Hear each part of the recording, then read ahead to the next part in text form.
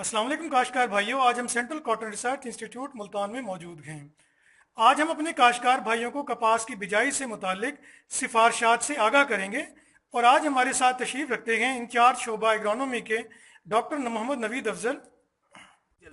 बिस्मिल्लाहिर्रहमानिर्रहीम जी। मैं हूं डॉक्टर मोहम्मद नवीद अफजल और मेरा शोबा agronomy central cotton research institute से तल्लक है। अपने काश्तकार भाइयों को काश्त के बारे में सिफारशात बताऊंगा। इसके लिए हमें यह है कि सबसे पहले तो हमें बीज काबिल अतमाद अदारे से लेना चाहिए और उसके बाद हमें मंजूर शुदा इकसाम का बीज लेना चाहिए। बीज की काश्त से पहले हमें इसका अगाव परख लेना चाहिए।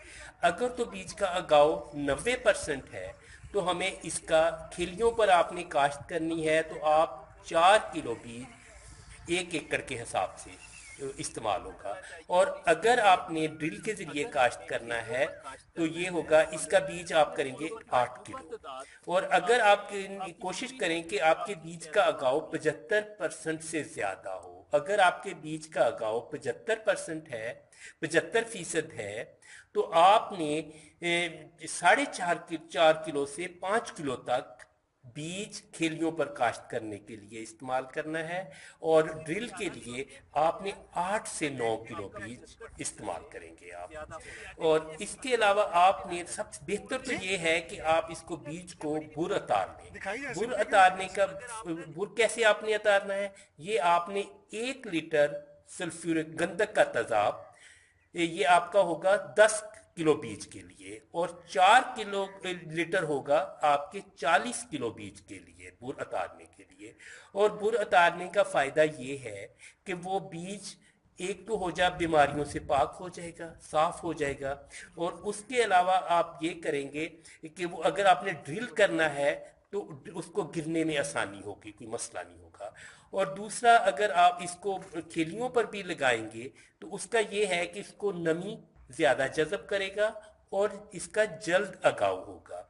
और दूसरा आपने ये करना है कि इसको आपने 9 इंच, जो हमारा रिकमेंडेड है 9 से 12 इंच के फासले पर, रो टू रो आपने रखना है 2.5 फीट, और प्लांट टू प्लांट आपने 9 से 12 इंच रखना है। और इसकी आपने प्लांट कोशिश करनी है कि अपने पौधों की तादाद फी एकड़ 23,000 से 25,000 तक आप उसको मैनेज करें।